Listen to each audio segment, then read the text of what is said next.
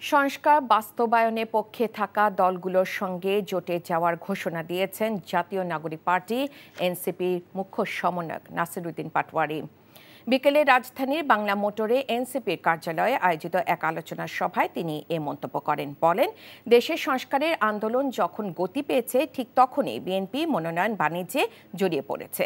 তার দাবি, বর্তমান রাজনৈতিক কাঠামোয় সুষ্ঠু গণতন্ত্র প্রতিষ্ঠা সম্ভব নয়। অন্যদিকে এনসিপির সদস্য সচিব আক্তার হোসেন বলেন, গণঅভ্যুত্থানের পর সংস্কার বাস্তবায়নে ব্যর্থ হলে তার দায় রাজনৈতিক দলগুলোকেই নিতে হবে। তিনি আরও বলেন, বর্তমান সংকটের জন্য বিএনপিকে দায় নিতে হবে।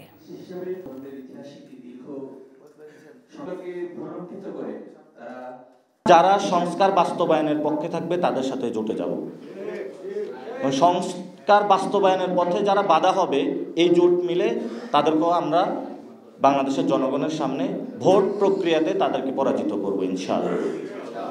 এই জন্য হলো জুলাই সনদ বাস্তবায়নের পথে যদি বিএনপি এগিয়ে আসে, আমরা এই কন্ডিশনে তাদেরকে কিছুটা সুযোগ দিতে রাজি আছি। তারা আসলে বলে অনেক সময় যে সংস্কার চলমান প্রক্রিয়া, কিন্তু সংস্কারের সঙ্গে চলতে হবে সেই মানসিকতাটা বিএনপির নাই। এটা হলে তো দেশটাকে সঠিকভাবে আমরা করতে পারবো না।